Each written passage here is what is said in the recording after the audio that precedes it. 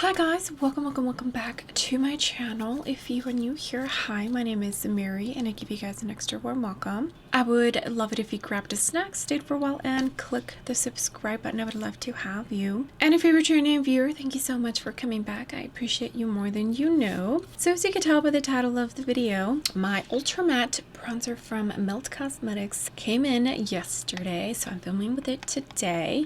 I was hoping that my Merit Beauty bronzer also came in, that way I can do 2-in-1 video, but Sephora lags a tiny bit. I think it's because of the area we're at. It's like really suburb and country, so I mean, I don't blame them. Okay, so I will be doing a demo swatch and I'll also do comparisons with some other matte bronzers that I have in my collection. Okay, so let's get started with this review. Alright guys, as you can tell, my base is nice and done. It looks pretty flat because all I have is foundation, concealer, and I powdered my whole face. So here is what the outer packaging looks like. I do feel like it's a very beautiful, simple, it almost is giving me KKW Beauty vibes. And it is like that soft matte type of feel to the box. All right, and here is the component. I think that Melt Cosmetics did a really good job with the aesthetics of the bronzer. I feel like they always hit it out of the park when it comes to packaging. I do enjoy this. I think it's very pretty, and in the back it has the label of the bronzer. I picked up the shade Santa Barbara. There are only 4 shades available. I feel like they probably should have come out with more. Santa Barbara is the lightest shade in the bunch.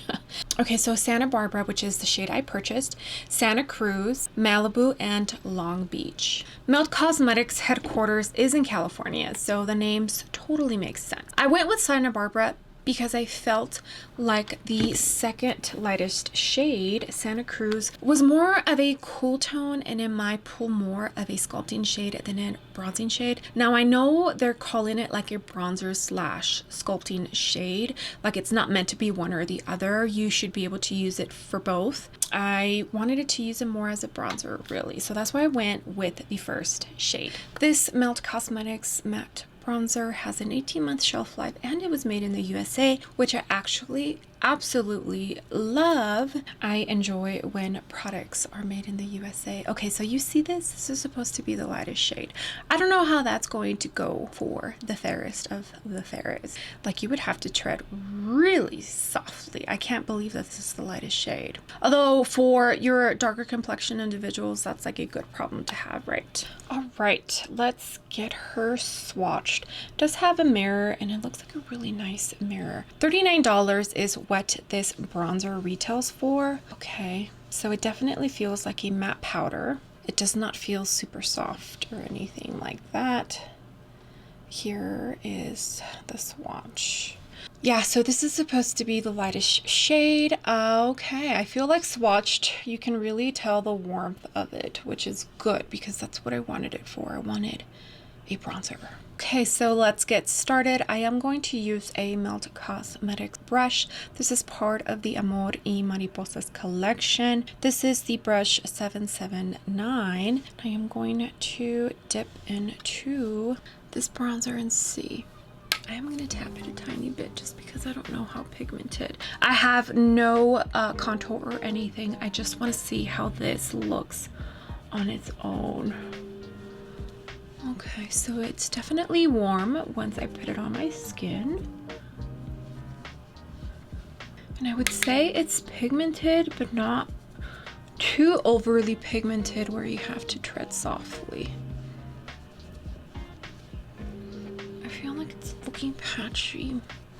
I don't think I set my face too well. Okay, so this is what it's looking like. I feel like it's pulling a tiny bit more orange than I wish it did, but it's definitely warming up my skin.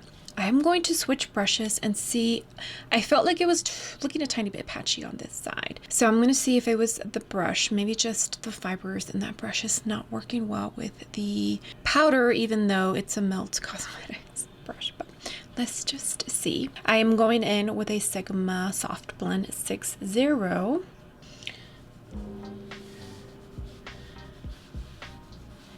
Okay. So I feel like it's applying a tiny bit more seamlessly on the side, right? What do you guys think? I think so. Yeah, like this side, I feel like it looks a tiny bit patchy. I do have a tiny bit of blemishes, so that could be why. But yeah, just on this side, it looks more smooth, right? I also put some right here, like on the temple of my forehead, because I have a pretty tiny forehead and I don't like to put any up here and make it even look smaller than it already is. So the pan looks darker than the shade actually is, and I feel like fair skinned people might actually be able to use this just probably lightly. It's not super pigmented, which is good. That's a good part. Let me just fix this up a tiny bit. All right, guys, and here is what that bronzer looks like. Definitely a tiny bit more orange. Yeah, a tiny bit more orange. I just want to make sure that what I see in the viewfinder is what I'm seeing with my naked eye in the mirror. A tiny bit too orange for my liking. I feel like this bronzer reminds me of the shades back in the early 2000s where we thought that all bronzers needed to be orange. But I think it's just, that's the color that it's showing on my skin. But I feel like this is a very beautiful, summery, warm look. I didn't put any blush on. I wanted to leave it as is. And I did go in to some freckles. I used this Cooourpop freckle pen. It's the lightest shade out of the two.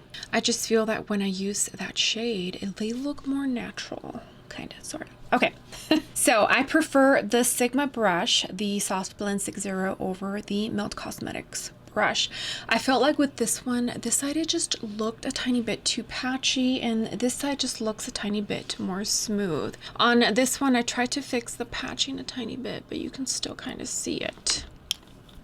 All right, it's time to do some comparisons, and I'm just going to show you real quick what I mean by warm versus cool tone, because I feel like the second to lightest shade was a tiny bit more on the cool tone side. So this is definitely a warm shade, and here's the Kevyn Aucoin. This is the Neo Bronzer. Even though it's called bronzer, I feel like this one's a tiny bit more cool tone than this one. I can definitely use this Kevyn Aucoin as a bronzer, and it looks okay, but I prefer to use this more as a sculpting shade than an actual bronzer where it brings warmth to your face like what I have on right now.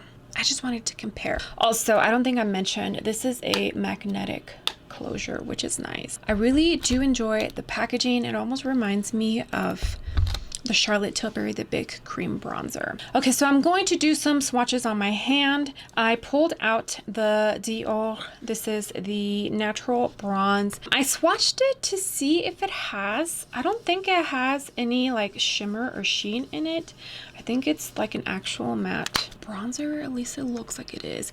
And see how this one's even a tiny bit more cool tone than like really a like bronzing shade.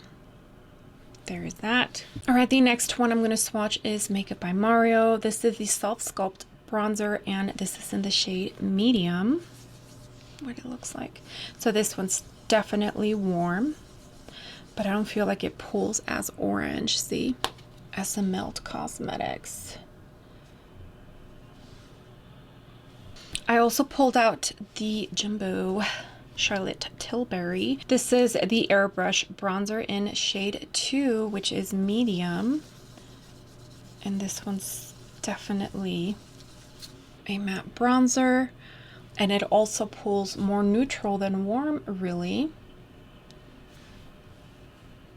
There it is. All right, next I pulled out the Vibe. This is the Modern Bronzer, and this one is in the shade Medium. There's Medium 1 and Medium 2. I'm going to swatch the one that looks warmer, which is the lightest one in the palette. I'm pretty sure this is Medium 1. I'm running out of space. Okay, but this one I feel like has a tiny bit more red than the Melt Cosmetics, right? All right, just two more and I did move on to this hand. So I have the Melt Cosmetics swatched on this hand. Next is the NARS. This is the Summer Unrated Blush and Bronzer Duo. There's the bronzer, and I think Laguna is the name of the bronzer. Yeah, Laguna. So like the super famous shade that everybody absolutely loves. And this one definitely pulls more neutral, I feel like. And this one does have a glow, right? I don't think it does. Okay. And last but not least, the Patrick Ta. So this is the cream contour and powder bronzer duo. I feel like the bronzer, the powder one in here is pretty warm, and it might, I mean, it doesn't hurt to swatch it, right? Okay.